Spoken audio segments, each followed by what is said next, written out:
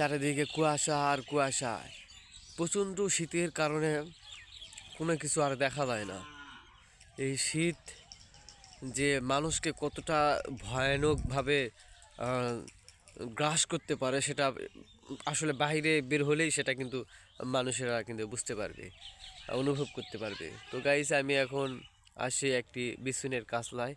এই বিছুন যদি এইরকম যদি নিয়মিত যদি কুয়াশা যদি হয়, আর কুয়াশার কারণে কিন্তু বিছুনগুলো মরে যেতেই পারে, স্বাভাবিক। কারণ নিয়রের কারণে কিন্তু আসলে রোদ না পাইলেই কিন্তু এগুলা জিনিস মরে যায়। সেটা আমি ছোট থেকেই দেখে আসতেছি। তো আমি আছি একটি নারার ভিউ,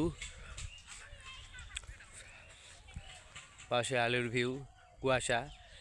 একটা জমির পরের জমি আর দেখা যায় না। এই জায়গায় কিন্তু অনেক হাজার হাজার বিঘা জমি।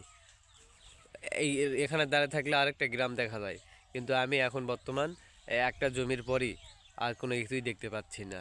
কারণ কুয়াশা, সাদা কুয়াশা, একদম চারিদিকে সাদা হয়ে আছে। কুয়াশা আর কুয়াশা, প্রচণ্ড শীত, থরথর করে কাঁপতেছি।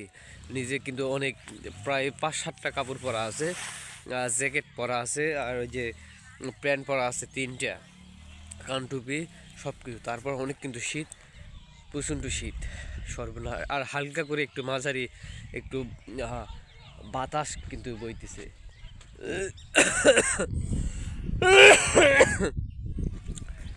প্রচণ্ড শীত, এই শীতের কারণে অবস্থা খুব খারাপ।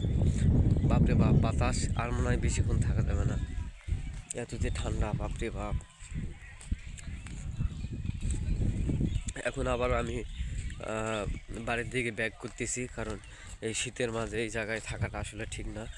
আর ল্যাপের ভিতরে পা দুটো ঢুকে দিয়ে মোবাইল টিপা আর নাটক টাটক দেখা, সিনেমা, খাওয়া দাওয়া, এগুলোই ভালো লাগবে।